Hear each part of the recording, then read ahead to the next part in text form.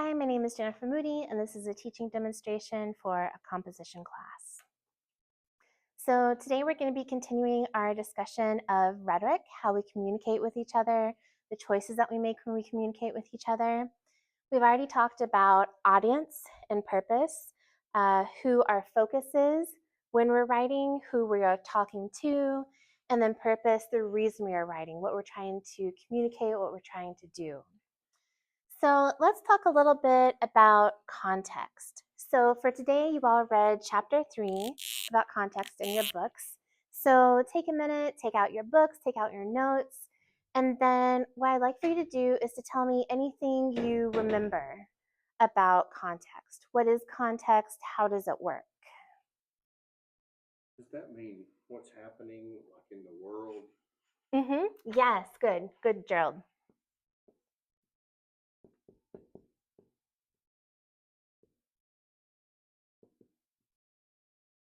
In the world. So let's try and break this down a little bit more. When we're talking about what is happening, what are some things that might be happening? Like what types of things might be going on in the world? Like big events, like maybe political events, Mm-hmm. cultural events, Mm-hmm. big news type, events Mm-hmm. arise. Yeah, good.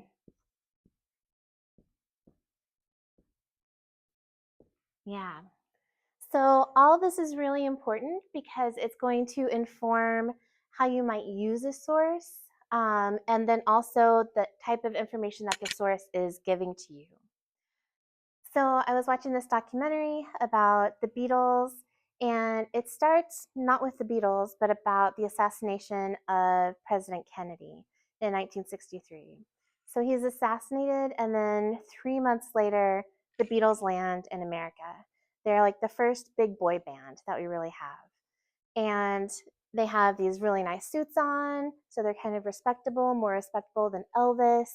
And then they've also got new music, so they're really exciting.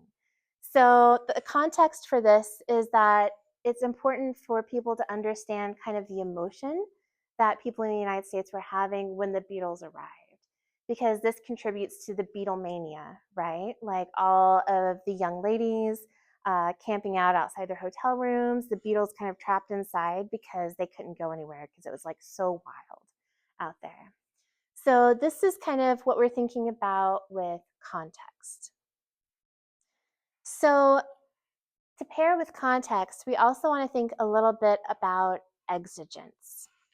So exigence is what is happening within now, within the time when we are writing our own piece. So we can think of context as then, like the event that's happening, and we can think about exigence as the now. So for example, let's think about the Beatles, right?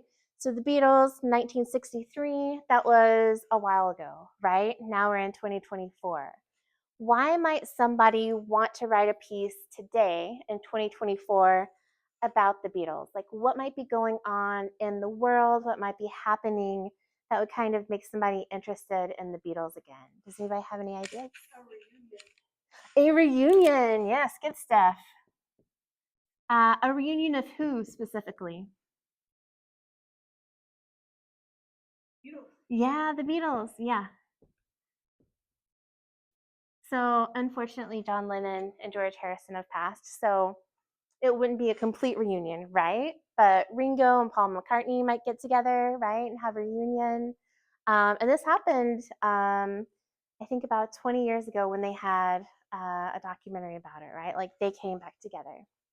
Also, recently there was the song that they released, Mm-hmm. and it had a recording of John Lennon and the other Beatles performed along with it, and so they sort of released a new song Mm-hmm. recently.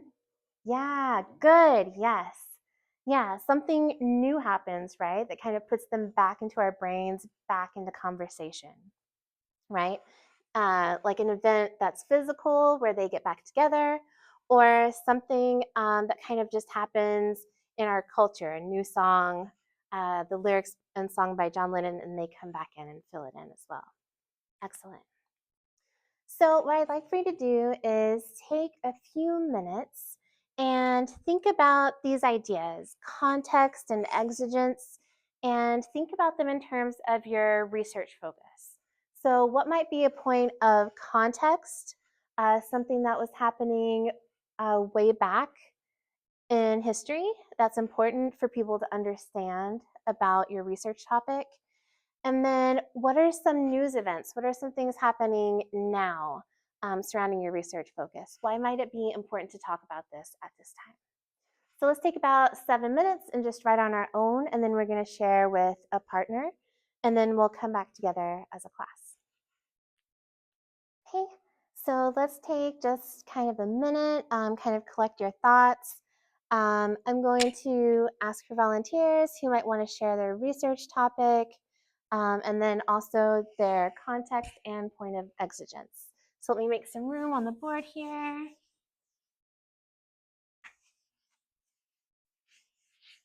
Okay, do I have anybody who would like to share? I would like to share. Yes, okay, great, go ahead. My research topic is the ancient Egyptian culture. Okay, very cool.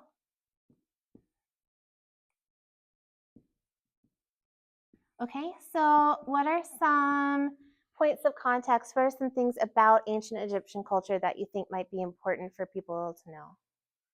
From my reading, I have pinpointed probably three things that I think are the main points. Mm-hmm. The religious beliefs of the ancient Egyptians, Okay. and also the impact that the seasons of the year have on things like planting their crops because of the flooding of the Nile, Mm-hmm. Mm-hmm. and then also their astronomical observations and knowledge. Mm-hmm. Kind of like constellations. Yes. Okay. Very cool. Awesome. So all of these are really cool things, right? And for our purposes, for our 6-page paper, we probably just want to choose maybe one of these to focus in on. But I think all of these are really cool right now for our place in our research process. Okay, good. So good context. What are some things happening now that might make you want to write about ancient Egyptian culture? There were some new discoveries of some ancient Egyptian pharaohs that were previously not known. These pharaohs were not even in the list of known Wow. rulers. So they're new to us, and where they fit in the culture, the religious Mm-hmm. beliefs, and so on is important because Yeah. the the Egyptian rulers in the past had different uh, heritages. They came from Right. different places, Yeah. and their beliefs shaped Egypt a great deal. Their religious beliefs, especially. Yeah. Yeah. Awesome. Yeah. Very important connections there. Yeah. So these new discoveries are kind of leading to some mysteries, right? Yes. Yeah. So we're trying to kind of connect what we have just found out with what we've known for a while, right? And maybe even question some of those things that we've known for a while and say, is this right? Does this really fit the way we thought it did? Excellent. Okay, great. So when we're doing research, we need to think about different resources that we might bring in to kind of help us give this information to our reader, right?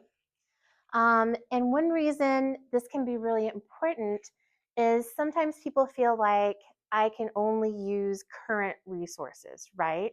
Like it has to be within the past 5 years or it's outdated. But if we want to talk about religion, right, or impact of the seasons, we might need to have a very old text, right? Like, what if you wanted to go back to something the ancient Egyptians had written themselves, right? So you could have a very old text here.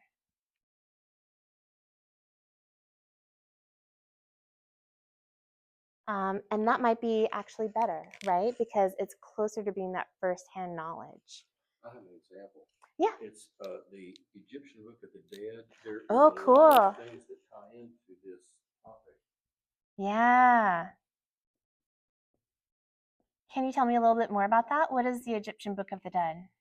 Well, just one example is that it talks about the journey of the soul after death into Mm-hmm. the afterlife, where they have to pass certain tests and Mm-hmm. obstacles in order to get to their final resting Mm-hmm. place, and it's very connected with the modern, or not the modern, but the historical view of the Egyptian astronomical observations. Okay, nice. So these are really closely connected. Mhm. Very It cool. would sort of connect the religion and also the Mm, astronomical observations too. okay, very cool. That sounds like an excellent resource, right? Yeah, very cool. Is it kind of a well-known resource Yes, among like Egyptian people? yes, very Okay, well. yeah. So it's kind of like a central text Yes, that it is. people would know Yes. about. Excellent. Okay, good. So, is everybody kind of understanding this idea of context and exigence when we're talking about an issue, talking about our research focus? Does anybody have any questions? Any things you want to talk about? I have a question. Sure. Uh, do you always need to talk about context and exigence in a Hmm. sort of a research paper? Mm-hmm. That's a very good question. Um, I wouldn't say it's not like a hard and fast rule, right? Unless your teacher is specifically asking for it. So you always want to check the rubric on your essay and see what your teacher wants first. But in general, these can be really helpful because these kind of tell people why things matter. So I would say they're really good places to start. They're really good places to start with your research. And then you can kind of decide based on your audience, based on your purpose, which one you want to include and how much of each one you might want to include. Context is often a good way to start your paper because you can have a lot of specific details and it kind of like sets the scene for your reader and also gives you an opportunity to have kind of your thesis statement there too, kind of connecting it. The context with the exigence coming into your thesis statement can be really powerful. Yeah, good question. Yes. What other questions do you all have? No? Okay. All right, so for homework, please write one paragraph about context, one paragraph about exigence, thinking about your research topic in particular, and post to a discussion board in Canvas. The instructions are also on Canvas, so make sure you do that by midnight before our next class meeting. Okay, thank you so much.